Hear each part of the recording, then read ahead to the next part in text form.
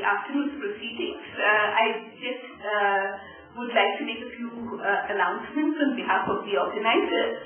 That is that on 8th March there will be a public lecture by Ritu Menon. On 11th March, all of these are at 3 p.m. A public lecture by Dr. Deepti Mehrotra. Ritu Menon's one is on unraveling the personal and political, the autobiographies of Nayanthara Sehgal. Deepti Mehrotra is on reinventing non-violence, ideas and ethics. On 12th March, there is a seminar by A.R. Vasavi, 4 emblematic figures in the making of a new India, 1997 to 2012. 13th March, public lecture by J. Srinivasan on how should India deal with climate change. 14th March, a seminar by Dr. Ilyas Hussain, Jawaharlal Nehru and the language policy of Republican India. And on 15th and 16th March, there is a conference organized with Dr. Bhangya Bhutia of the University of Hyderabad on rethinking Deccan history. So these are future programs which will be held in the course of the next few days, and I'm sure some of you might like to attend those. लेकिन अब हम आज के विषय में आते हैं। मैं सिर्फ 2-3 शब्द बोलूंगी, उसके बाद शालिनी आपसे बात करेंगे। जैसे कि आप जानते हैं, आज का विषय है लिंग, समाज और इतिहास। मैं शालिनी के बारे में 2-3 शब्द बोलने चाहूंगी। एक है, जैसे कि आप में से शायद ज्यादातर लोग जानते हैं, शालिनी दिल्ली यूनिवर्सिटी में इतिहास विभाग में पढ़ाती हैं। उनकी जो प्रारंभिक शोध है ये महाभारत में औरतों के बारे में था, उनके किस प्रकार के चित्रण है, और ये जो मौलिक शोध है ये बहुत ही मेरे ख्याल में हमारे लिए महत्वपूर्ण था और रचनात्मक भी था। और इसकी दूसरी संस्करण अब उपलब्ध है अंग्रेजी में, और शादी के साथ कुछ देर पहले बात हो रही थी कि अगर इसकी हिंदी में अनुवाद हो सके तो ये हमारे लिए बहुत ही बढ़िया होगी। इसके बाद शालिनी ने जो काम किया है ये संस्कृत साहित्य और शास्त्रीय ग्रंथों पर है, जिसमें उन्होंने श्रृंगार और प्रेम पर जो चर्चा है इसकी विश्लेषण किया है, और बहुत ही बारीकी से और बहुत ही मेहनत करके ये विश्लेषण किया है। उस ग्रंथ को हमने अपने जो कोर्सेज है उसमें इस्तेमाल किया है और स्टूडेंट्स ने उसको काफी अप्रिशिएट किया है। इसके अलावा मैं एक और बात कहने चाहूंगी कि शालिनी के साथ मुझे दूसरे कुछ प्रोजेक्ट में काम करने का मौका मिला था, और उसमें मैंने ये महसूस किया कि उनके अंदर एक प्रकार की एंथुसियाज्म, एक प्रकार की उत्साह है जो बहुत ही हम कह सकते हैं इन्फेक्शियस है। कई बार इनका एक प्रकार की एंगल भी दिखाई देती है, वो भी हमारे लिए बहुत महत्वपूर्ण है, क्योंकि उससे लगता है कि ये जो काम कर रहे हैं उसमें कुछ पैशन है, कुछ अलग प्रकार का दम है। ये सिर्फ घिसे पिटे एकेडमिक काम नहीं कर रहे हैं, लेकिन उसमें उनका कुछ अपनी रुचि है, ये भी बहुत स्पष्ट हो जाती है। और कई बार जब हम थक जाते थे तब उसके उत्साह देखकर कुछ प्रेरणा भी मिलती थी। अगर आपने इस आज के विषय की जो सार या एब्स्ट्रैक्ट सर्कुलेट किया गया वो देखा है, तो आप देखेंगे कि आज वो जो पेश करने जा रही है उसमें लिंग, जाति और वर्ग के बीच जो समन्वय है, जो रिलेशनशिप है, इसको हमें दिखाएंगे। तो साथी मैं शुक्रगुजार हूँ प्रोफेसर महेश चंद्राजन की, जिन्होंने मुझे ये अवसर दिया कि मैं अपने 2 दशकों से भी ऊपर के लिंग के ऊपर जो काम है उसको आज आप लोगों के साथ बांट सकूं। और मैं प्रोफेसर कुमकुम रॉय का भी शुक्रिया अदा करना चाहूँगी कि उन्होंने अपनी व्यस्तता के बावजूद समय निकाला आज के सेशन को चेयर करने का। और जैसा सब लोग जानते हैं, मुझे कहने की आवश्यकता नहीं, प्राचीन भारत में जो प्रोफेसर कुमकुम रॉय का लैंगिक संबंधों को लेकर काम है वो मेरे लिए भी हमेशा प्रेरणा स्रोत रहा। मैंने जब 1987 में अपना काम शुरू किया तो ऑलरेडी उनके आर्टिकल्स मौजूद थे और मैंने उससे बहुत कुछ पाया। तो मैं आपका बहुत धन्यवाद करना चाहूँगी। मेरे आज के वक्तव्य का विषय है लिंग, समाज और इतिहास। मैं न केवल लैंगिक संबंधों की अवधारणा को रेखांकित करना चाहूंगी, अपितु इस तथ्य को भी उजागर करूंगी प्रकार इस अवधारणा का प्रयोग करके हम इतिहास को एक नवीन दृष्टि से देख सकते हैं। वह दृष्टि जो स्त्री और पुरुष के रिश्तों के प्रति संवेदनशील है। लिंग का सिद्धांत नारीवादी चेतना के साथ जुड़ा है, किंतु नारीवादी इतिहास लेखन में पहल लैंगिक संबंधों की अवधारणा के साथ नहीं करी। आरंभ में नारीवाद केवल स्त्रियों को विषय वस्तु बनाकर सामने आया।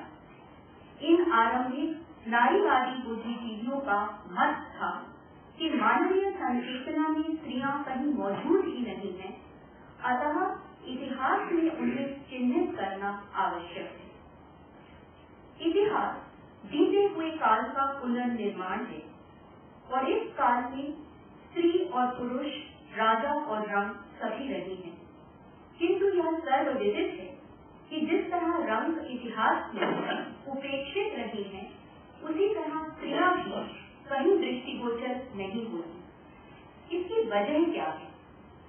इतिहास स्रोतों के आधार पर लिखा जाता है और यह स्रोत अगर लिखित है तो भी यह पुरुषों द्वारा रचित और नियंत्रित रही है, और अगर स्रोत उत्खनित भी है तो भी उत्खननकर्ता और नृविज्ञानी जो इस प्रकार के स्रोतों का अध्ययन करते हैं, वह भी पुरुषोचित पूर्वाग्रह से मुक्त नहीं रहे हैं। देखा जाए तो ऐतिहासिक स्रोतों में स्त्रियां दोहरे रूप से अनुपस्थित थी। प्रथम तो इस तरह कि पुरुष विरचित स्रोतों में स्त्रियां मूक थी, और दूसरा इस तरह कि यदि उनके स्वर यदा कदा सुनाई भी पड़ते हैं तो वह इसलिए कि वह पुरुषों की तरफ से बोलती हुई नजर आती है। इस तथ्य को विद्वान नारीयोचित संवेदना यानी फेमिनिन कॉन्शियसनेस का नाम देते हैं। हमारे स्रोतों में पतिव्रता धर्म को बखानती स्त्रियां इसी श्रेणी में आती हैं। नए दौर के इतिहासकारों के सामने एक प्रश्न यह था कि यदि स्त्रियां स्रोत और इन स्रोतों की राजनीति में कभी दखल नहीं रखती तो क्या नारीवादी इतिहास लिखना असंभव है?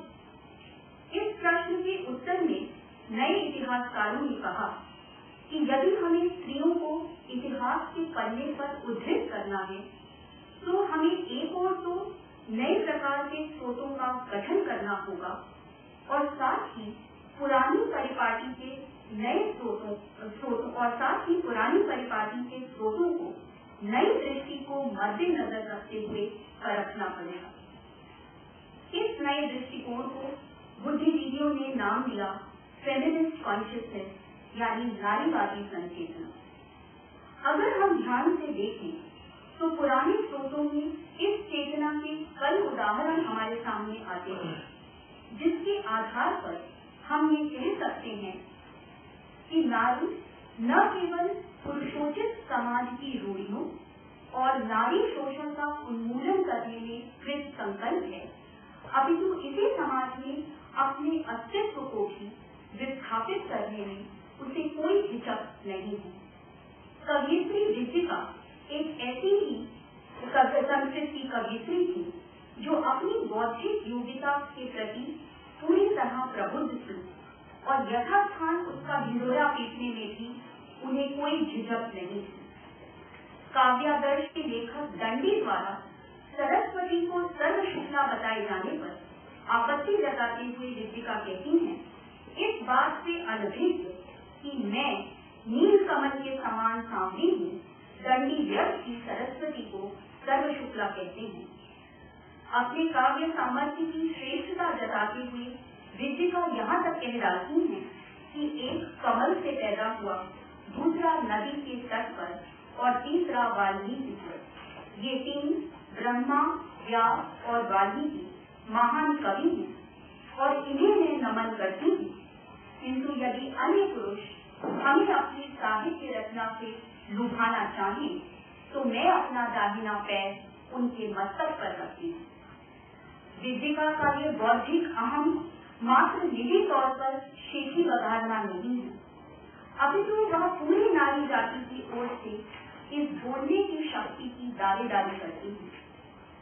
यह इस बात से भी सिद्ध होता है कि जहाँ संपूर्ण संस्कृत साहित्य में पार्थियों के लिए रसिक और सहृदय जैसे पुरुषवाचक शब्द भी मिलते हैं, विद्यिका उनके लिए लिंग निरपेक्ष जनस्य शब्द का इस्तेमाल करती है। पितृ शासित समाज में स्त्री का चरित्र इस आधार पर खंडित अथवा प्रशंसित होता है कि उसका यौन व्यवहार मर्यादित है अथवा नहीं, किंतु पुरुषों से ऐसी कोई अपेक्षा नहीं की जाती। हमारे स्रोतों के नारी पात्र इस दोगली मर्यादा को नकारते हुए दिखाई पड़ते हैं। यशस तिलक चंपू में हमें अमृतमती का वृतांत मिलता है, जो बिना स्त्री की इच्छा के संपन्न की गई विवाह की विधि को बेचने से कम नहीं समझती। देव द्विज अग्नि समक्षम मातृपितृ विकृत। अमृतमती का मानना है कि ऐसे विवाह के उपरांत पति स्त्री के शरीर का तो स्वामी हो सकता है, किंतु उसके हृदय को नहीं पा सकता। श्रृंगारी संस्कृत काव्य में जहाँ सुंदरी युवती ही नायिका का पर्याय है, उस पर आक्षेप लगाते हुए कवयित्री शीला भट्टारिका कहती है कि कितना अन्याय संगत है इस समाज का विधान, जो वृद्ध पुरुष को तो प्रेम करने से नहीं रोकता, किंतु स्त्री को लटकते वक्षस्थल यानी वृद्धावस्था की मर्यादा में बांध देता है। हम जिस नारीवादी संचेतना की बात कर रहे हैं, उस तक नया इतिहास अकस्मात ही नहीं पहुंच गया था। आरंभ में नारीवादी इतिहास में स्त्रियां केवल पारंपरिक इतिहास की पुस्तकों में एक परिशिष्ट के रूप में सामने आई, और जिस प्रकार की स्त्रियों का वर्णन हमें मिलता है वह कुछ रानियां इत्यादि थी। हालांकि इस प्रकार के इतिहास का फायदा ये हुआ कि स्त्री संबंधी अनुभव और आंकड़ों की एक समृद्ध परंपरा सामने आई, परंतु स्त्री इतिहास की परिसीमा ये थी कि इसने गहरे बैठे हुए पुरुषोचित इतिहास पर अपना प्रभाव नहीं छोड़ा। अगर हम पीछे दृष्टिपात करें, जिसे हम अंग्रेजी में कहते हैं हाइंडसाइट, तो देखेंगे कि जैसे मानव शरीर में अपेंडिक्स का अवयव होता है, उसी प्रकार स्त्री संबंधी चिंतन और लेखन इतिहास की पुरुषोचित प्रमुख धारा मेन स्ट्रीम को बिना क्षुब्ध किए एक अतिरिक्त विषय के रूप में जोड़ दिया गया। स्त्री के इतिहास को बर्दाश्त तो किया गया, किंतु वह इतिहास की शिक्षा प्रणाली के उद्देश्यों से असंपृक्त रहा। इस नए इतिहास रचना की उन्मूलनकारी चुनौती को पृथक क्षेत्र में परिवर्तित करके उसे हाशिए पर कर दिया गया। नारीवादी इतिहासकारों के सामने न केवल पुराने स्रोतों और उसकी परख के तरीकों की आलोचना एक चुनौती थी, अपितु नए इतिहास को लिखने के लिए नए मीमांसा के आधार यानी एपिस्टेमोलॉजी को ढूंढना भी जरूरी था। नारीवादी इतिहास के सम्मुख यह बात साफ थी कि नए स्रोतों को अन्य विषयों के विनिमय यानी इंटरडिसिप्लिनैरिटी के द्वारा ही प्राप्त किया जा सकता है। उदाहरण स्वरूप सामाजिक नृशास्त्र सोशल एंथ्रोपोलॉजी, समाजशास्त्र सोशियोलॉजी, मनोविज्ञान साइकोलॉजी, क्योंकि यह वह विषय थे जहाँ स्त्री, परिवार, गृह और मानसिकताएं हमेशा से अन्वेषण और विश्लेषण का विषय रहे थे, जबकि पारंपरिक इतिहास लेखन इन सब विषयों से अछूता था। पारंपरिक इतिहास की दो मुख्य विशेषताएं थी कालक्रम निर्धारण क्रोनोलॉजी और काल निर्धारण पीरियडाइजेशन। नारीवादी इतिहास में इन दोनों की आलोचना प्रस्तुत करी। पितृसत्ता का विकास एक घटना न होकर एक प्रक्रिया है, अतः कालक्रम निर्धारण को हमें एक विस्तृत पैमाने पर देखना होगा। हालांकि इसका मतलब यह कदापि नहीं है कि इतिहास बदलते समय यानी चेंज ओवर टाइम की अवधारणा को नकारता है। जरूरत सिर्फ ये है कि सामाजिक परिवर्तनों को पहचानने के लिए हमें संवेदनशील होना पड़ेगा, क्योंकि यह परिवर्तन राजनीतिक और आर्थिक परिवर्तनों की तरह साफ नहीं दिखाई पड़ते। उदाहरण स्वरूप प्राचीन भारत में यदि हम विधवा स्त्री का ग्राफ देखें तो वह एक जैसा नहीं था। पुनर्विवाह से नियोग था और फिर साध्वी से सती तक विधवाओं ने एक लंबा रास्ता तय किया है, किंतु उनके जीवन के परिवर्तनों को राजनीतिक और सामाजिक ढांचे के मद्देनजर रखते हुए परखना इतना सरल नहीं है। जहां तक काल निर्धारण यानी पीरियडाइजेशन का सवाल है, हमें उसके तहत दिए हुए ज्ञान यानी रिसीव्ड विजडम की आलोचना प्रस्तुत करनी होगी। उदाहरण के लिए प्राचीन एथेंस को लोकतंत्र का जन्मस्थान माना जाता है, किंतु एथेंस की नारियां इस लोकतंत्र की उपलब्धियों से कोसों दूर थी। प्राचीन भारत के संदर्भ में वैदिक काल में नारियों की उच्च स्थिति को लेकर भी अब अनेक आलोचनाएं सामने आई हैं। नारीवादी इतिहासकारों ने जहां पारंपरिक इतिहास लेखन की अकाट्य आलोचना प्रस्तुत करी, वहीं दो मुख्य मीमांसा के आधारों को भी नए इतिहास लेखन का आधार स्तंभ बनाया। मैक्स वेबर की पितृसत्ता की अवधारणा उधार लेकर उन्होंने उसका एक नवीन संशोधित रूप पेश किया। नारीवादी बुद्धिजीवियों ने पितृसत्ता को आपस में जुड़ी हुई संस्थाओं की एक ऐसी प्रणाली बताया जिससे पुरुष समाज सदियों से नारी का शोषण करता आया। पितृसत्ता की यह अवधारणा बहुत समय तक बेहद लोकप्रिय रही, किंतु धीरे धीरे इसकी आलोचना भी उभर कर आई। विदुषी शीला रॉबर्टसन ने कहा कि पितृसत्ता की अवधारणा की एक कमी तो यह है कि वह दोनों लिंगों के बीच एक स्थायी प्रतिरोध के सिद्धांत को बढ़ावा देती है और इस तरह स्त्री और पुरुष के मध्य सहायक रिश्तों के वजूद को नजरअंदाज करती है। रॉबर्टसन के अनुसार पितृसत्ता द्वारा स्त्री शोषण का यह सार्वभौमिक और अऐतिहासिक एकांकी निर्णयात्मक सिद्धांत इतिहास के क्रम में स्त्रियों द्वारा पितृसत्ता के विरोध की जटिलताओं से बेखबर रहा है। और वैसे भी हर काल के और प्रत्येक संस्कृति में सारे स्त्री पुरुष एक जैसे नहीं हो सकते। इस बारीकी की भी पितृसत्ता की अवधारणा अवहेलना करती है। इस बात से तो इनकार नहीं किया जा सकता कि हर अवधारणा को अधिक लचीला और अर्थछाई बनाने की आवश्यकता है, परंतु साथ ही हमें इस बात को भी मानना होगा कि इतिहास स्वयं प्रश्नों के उत्तर नहीं देता।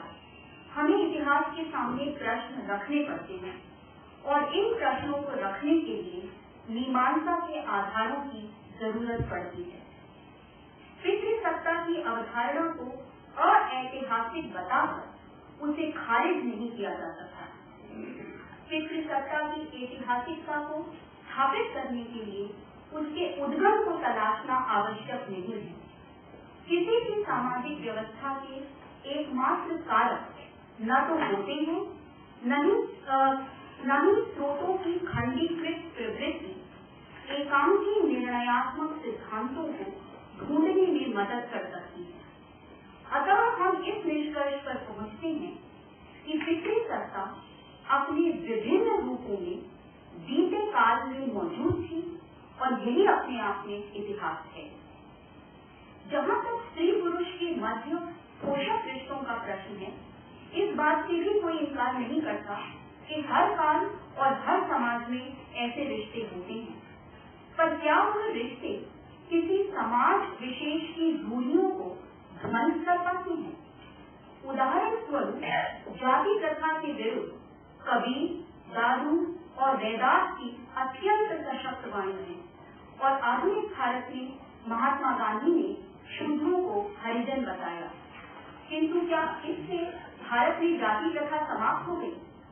अंततः समाज को परखने के लिए हमें उसकी मूलभूत वास्तविकता का सूक्ष्म परीक्षण करना पड़ेगा। परिवर्तन वाले नारीवाद में पितृसत्ता की जिस अवधारणा को परवान चढ़ाया था, उसकी परिसीमाओं का जायजा लेते हुए नए दौर के नारीवाद में लैंगिकता यानी जेंडर के सिद्धांत को सामने रखा। यह सिद्धांत स्त्री और पुरुष के बीच के सामाजिक, आर्थिक, राजनीतिक और वैचारिक संबंधों और यह संबंध किस प्रकार उनके मध्य सत्ता का नियमन करते हैं, इस पर ध्यान केंद्रित करता है। इस नई अवधारणा का सकारात्मक पहलू यह था कि वह समग्र मानवीय संबंधों और न सिर्फ स्त्री को समझने के लिए दृष्टि प्रदान करता था। जैसे नताली रेमॉन डेविस कहती हैं, स्त्री और पुरुष दोनों के इतिहास को देखना जरूरी है। केवल शोषित लिंग यानी सब्जेक्टिव सेक्स को एकांकी रूप में नहीं देखा जा सकता। ठीक उसी प्रकार जिस तरह वर्ग या क्लास के इतिहासकार केवल कृषकों और श्रमिकों की बात नहीं कर सकते, उन्हें समझने के लिए पूंजीवादी वर्ग को भी समझना जरूरी है।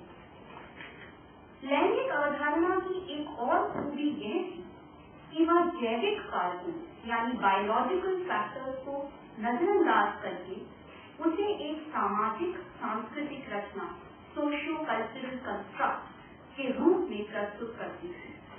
तात्पर्य यह कि सेक्स और जेंडर दो अलग अलग सिद्धांत हैं। उदाहरण स्वरूप स्त्री का मासिक स्राव जैविक सत्य है, किंतु उसकी वजह से उसे अपवित्र घोषित करना एक सांस्कृतिक निष्कर्ष है। हमें ऐसी स्त्री के लिए अपने स्रोतों में रजस्वला शब्द का प्रयोग मिलता है, जिसका अर्थ है गंदगी से भरी हुई। स्त्री का जन्मदात्री होना जैविक सत्य है, किंतु वही संतान के संवर्धन के लिए भी जिम्मेवार हो, यह एक लैंगिक संस्कृति को दर्शाता है। लिंग की अवधारणा पितृसत्ता से इस तरह से अधिक ऐतिहासिक थी कि वह पुरुषोचित मैस्कुलिन और स्त्रियोचित फेमिनिन व्यवहार को एक संस्कृति विशेष की देन मानती थी। यह आत्मपरक पहचान सब्जेक्टिव आइडेंटिटी किस तरह पुनरुत्पादित यानी रिप्रोड्यूस होती है, इसे समझने के लिए हमें मानसिक रूढ़ियों को समझना होगा।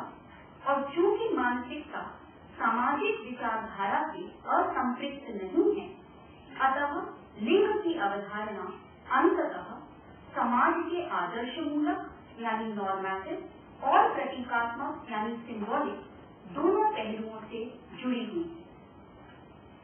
हालांकि लैंगिक संबंधों की अवधारणा स्त्री और पुरुष के बीच की असमानता को समझने की एक सुदृढ़ नींव प्रदान करती है। इस अवधारणा को आप समाज में फैली सारी असमानताओं को समझने के लिए रामबाण की तरह इस्तेमाल नहीं कर सकते। भारत के संदर्भ में अगर हम देखें तो जाति प्रथा का अस्तित्व लैंगिक असमानता से किसी प्रकार कम नहीं है। इसलिए यदि हमें अपने समाज का इतिहास पूरी ईमानदारी के साथ देखना है, तो लैंगिकता को जाति के साथ जोड़कर देखना होगा। उदाहरण के लिए आप शूद्र स्त्री के शोषण को केवल लिंग के संदर्भ में नहीं पढ़ सकते। वस्तुतः ऐतिहासिक दूरदर्शिता तो यह है कि यह स्त्रियां अपनी जाति हैसियत में अधिक स्वतंत्र हैं, किंतु अपने वर्ग दर्जे में अधिक शोषित हैं। They are freer in their caste status, but more exploited in their class status.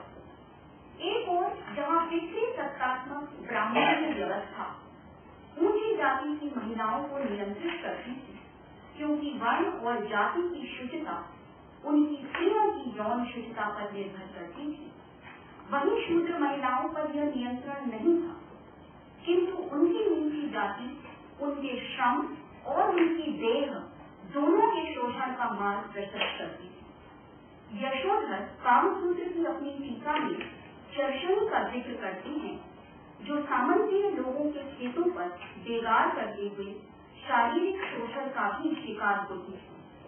Govardhanacharya अपने 12वीं शताब्दी ईस्वी के काव्य आर्या सप्तशती में एक ऐसी ही शूद्र नारी का वर्णन करते हैं, जो तंतु वायक यानी जुलाहा जाति की होने के कारण नागर भोग यानी कुलीन पुरुषों की भुजिष्या बनकर रह गई।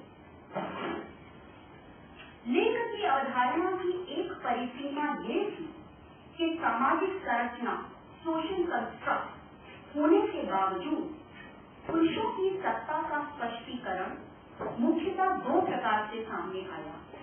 स्त्री की प्रजनन क्षमता पर पुरुषों का आधिपत्य या फिर स्त्री को महज संभोग की वस्तु बनाकर उसे अधीनस्थ करना।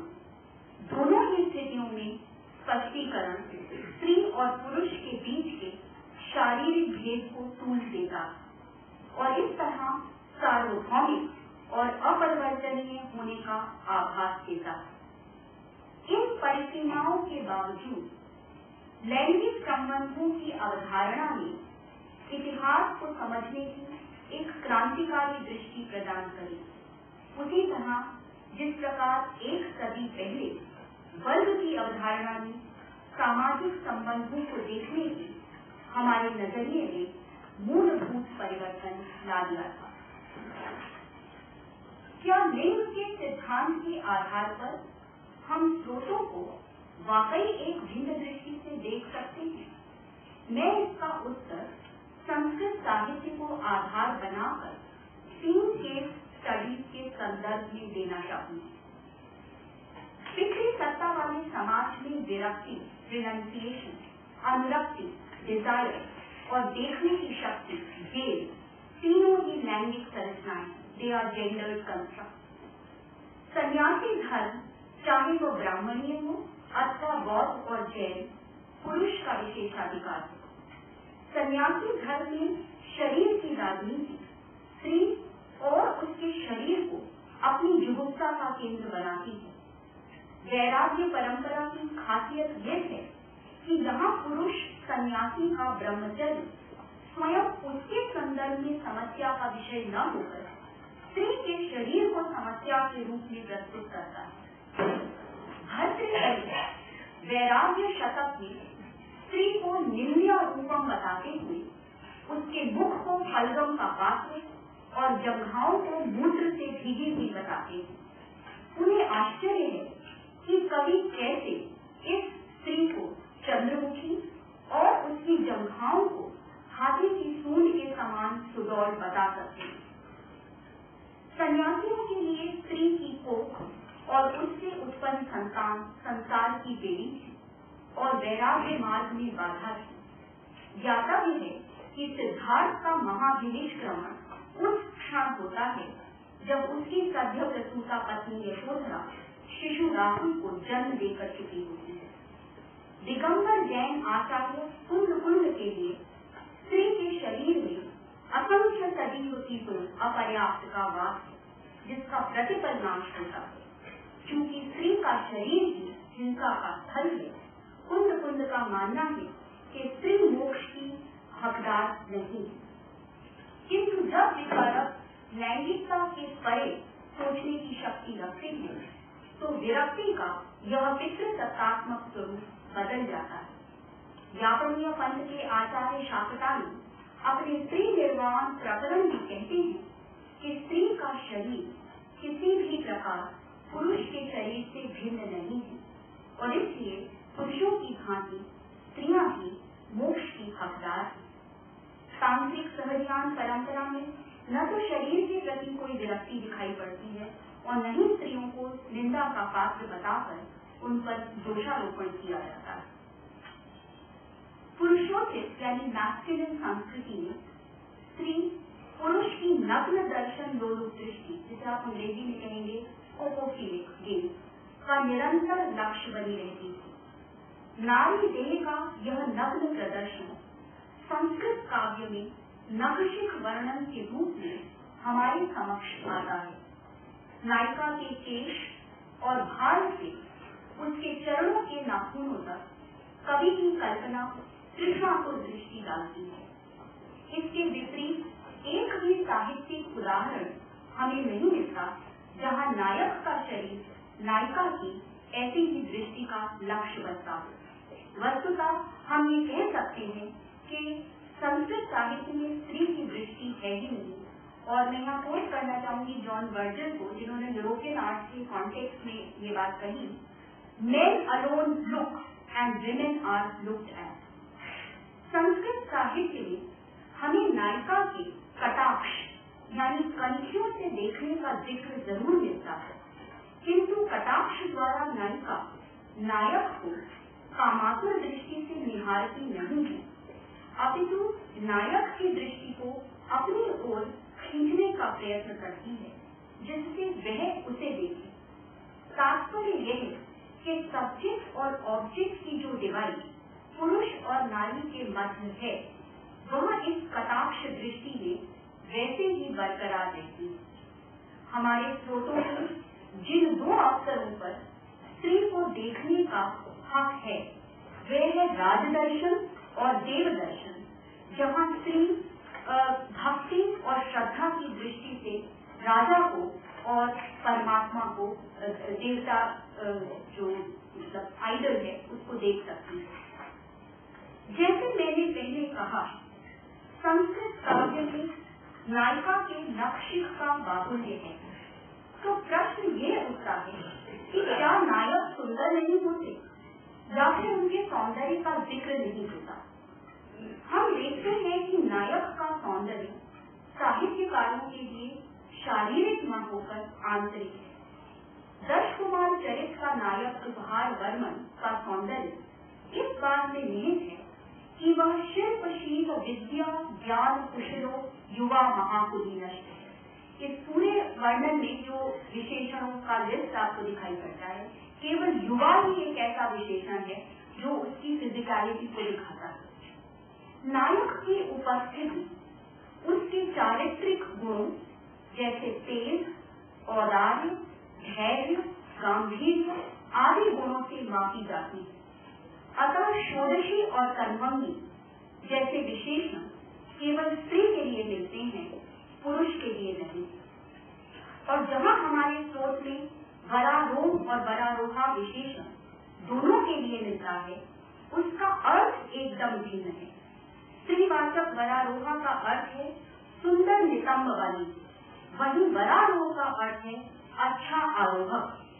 कहने का तात्पर्य यह है कि जो विशेषण स्त्री के संदर्भ में उसके शारीरिक सौंदर्य को बखानता है, वही विशेषण पुरुष के संदर्भ में उसकी निपुणता का द्योतक है। यदि विरक्ति और देखने की दृष्टि पर केवल पुरुष का एकाधिकार है, तो अनुरक्ति यानी डिजायरिंग सब्जेक्टिविटी भी फिक्री सोच वाले समाज में केवल पुरुष की ही है। ओका पंडित अपने कामशास्त्र रति रहस्य में स्त्री को एक सपाट उदर कृष्ण मुद्रम और उन्नत वक्ष कुचोन्नतिकरण वाले ऐसे शरीर को प्राप्त करने के गुण देते हैं जिससे वह रसिक हृदय को वशीभूत कर सके। आयुर्वेद में दृश्य चिकित्सा विविफिकेशन थेरेपी केवल पुरुष के लिए है और सुंदर व युवा स्त्री चरक और वाघभट के अनुसार पुरुष की इस चिकित्सा में केवल एक औषधि मात्र है। स्त्री दृश्यतमा मतः। संस्कृत के कामशास्त्रीय साहित्य में नायिका की काम संवेदना का गौण होना इस बात से भी दिखाई देता है कि यह साहित्य काम संबंधों के संदर्भ में पद्मिनी नायिका को सर्वश्रेष्ठ और हस्तिनी नायिका को सबसे हीन कोटि में रखता है। पद्मिनी नायिका का सर्वोत्तम होने का कारण यह है कि वह अत्यधिक लज्जालु है, प्राण लज्जा, जबकि हस्तिनी बिना किसी संकोच के गीत लज्जा काम संबंधों में अपनी इच्छा को, जिसे शास्त्रज्ञ क्रूर चेष्टा बताते हैं, व्यक्त करती है। इसके विपरीत संस्कृत काव्य शास्त्र में रति तंत्र से मूल नायक है ही नहीं। भानुदत्त अपनी रसमंजरी में कहते हैं कि अनभिज्ञ नायक श्रृंगार रस में रसाभास की स्थिति उत्पन्न कर देगा। स्त्री की आत्मपरक अनुरक्ति का गौण होना इस बात से भी पता चलता है कि वह पुरुष की काम याचना को अस्वीकार नहीं कर सकती। यदि नायिका सुरत परांगमुखी है तो नायक जबरन ग्राह्य बाहुबलैन संभोग कर सकता है और जहाँ स्त्री की अनुरक्ति पुरुष में न होकर स्त्री में है, तो आयुर्वेद इसे उसकी शारीरिक और मानसिक कमी के रूप में देखते हैं। ऐसी स्त्री को योनि रोग ग्रसित अस्तनी निर्देशनी बताया जाता है। संस्कृत साहित्य के इस लघु सर्वेक्षण से यह बात तो स्पष्ट होती है कि लिंग की अवधारणा स्रोतों को एक नवीन दृष्टि से परखने में सहायक सिद्ध